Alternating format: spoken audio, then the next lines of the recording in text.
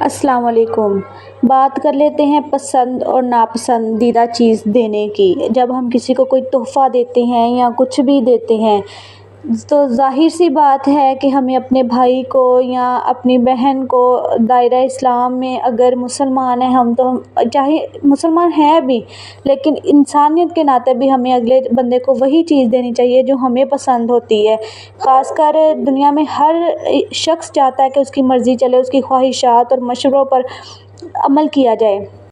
آپ دوسروں پر اپنی رائے ٹھونس کر اپنی شخصیت میں پسندیدہ عنصر نہیں پیدا کر سکتے۔ چلیں اس کی مثال اس طرح لے لیتے ہیں کہ ایک لڑکے نے انجینئرنگ کی ڈگری حاصل کی کیونکہ وہ انجینئر کے شعبے میں کام ہی نہیں کرنا چاہتا تھا بلکہ وہ اپنے کوئی بزنس کرنا چاہتا تھا۔ اس کا باپ تھا کہ وہ اس کو ایک ہی بات پر زور دے رہا تھا کہ تم انجینئرنگ کے شعبے میں ہی کام کرو، یعنی باپ اپنی مرضی اپنے بیٹے پر مسلط کر رہا تھا، زبردستی کر رہا تھا، لیکن لڑکا اپنے باپ سے کاروبار کے لیے رقم کا مسلسل مطالبہ کرتا رہا اور باپ کی طرف سے کوئی ایک ہی جواب اسے ہر بار ملتا رہا کہ بیٹا تو انجینئرنگ کے شعبے میں ہی کام کر۔ اس کا یہ نتیجہ نکلا کہ بیٹے نے کسی دوسرے کے گھر میں چوری کی اور قتل بھی کر دیا۔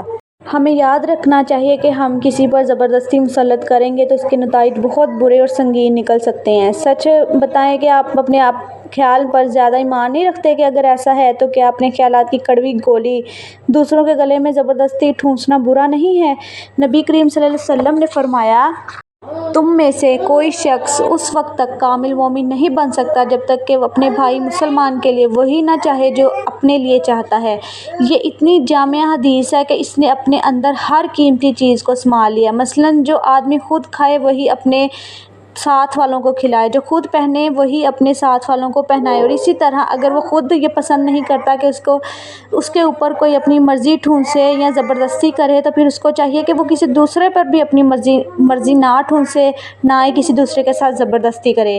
اللہ تعالیٰ جو ساری کائنات کا خالق و مالک ہے اور اس نے انسان کی رشد و ہدایت کے لیے دین اسلام جیسے اعلیٰ مذہب کا انتخاب کیا ہے تاکہ انسان اس پر عمل کر کے دنیا اور آخرت دونوں جہان میں کامیاب ہو۔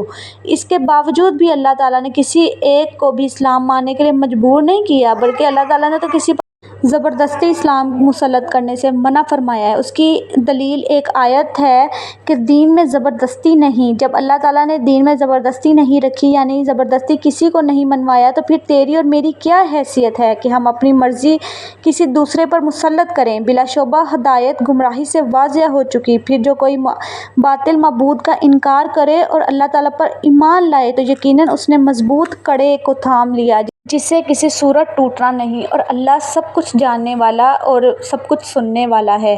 اگر آپ چاہتے ہیں کہ آپ لوگ حسد کی بجائے پیار کریں تو لوگوں سے آپ مشورہ طلب کریں، زیادہ سے زیادہ ان کی رائے مانگیں، زیادہ سے زیادہ لوگوں کی اصلاح لیں، بجائے اس کے کہ آپ لوگوں پر اپنی مرضی مسلط کریں تو اس کا فائدہ کیا ہوگا؟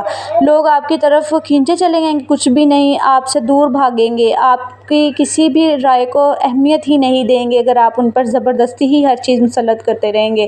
اس کی سب سے بڑی مثال ہے رسول اللہ صلی اللہ علیہ وسلم کی ذات بابرکت ہے جو ہر معاملے میں اپنے ساتھیوں سے رائے طلب کرتے تھے، چاہے وہ جنگ کا میدان ہو یا پھر سیاست کا میدان ہو یا پھر کوئی خاص کام ہو تو بھی آپ اپنے ساتھیوں سے رائے طلب کرتے تھے۔ اسی لیے تو آپ صلی اللہ علیہ وسلم کی شخصیت صحابہ کرام کے لیے سب سے زیادہ پسندیدہ تھی، اور پسندیدگی کا عالم یہ تھا کہ جہاں نبی کریم صلی اللہ علیہ وسلم کا پسینہ بہتا وہاں صحابہ کرام کا خون بہتا۔ آپ صلی اللہ علیہ وسلم کا حکم ہوتا تو صحابہ کرام دریاؤں میں اپنے گھوڑوں کو دھرا دیتے تھے۔ دوسروں پر مسلط کرنے کی بجائے دوسروں سے رائے لیا کریں تاکہ آپ کی دوسروں پر ایسی کوئی بری ڈھاک نہ بیٹھے کہ لوگ آپ سے دور ہوں، لوگ آپ سے شکستہ دل سے پرے ہوتے جائیں کہ آپ تو ان پہ توجہ ہی نہیں دیتے، آپ تو زبردستی ان پہ اپنی مرضی مسلط کرنے والوں میں سے ہیں۔ کوشش کیا کریں کہ صلہ رحمی کیا کریں، خوش رہیں، آباد رہیں، اپنے گھروں کو خوش رکھیں، اپنے گھر والوں کو آباد رکھیں، اپنے پیاروں کو خوش رکھیں۔ اللہ حافظ۔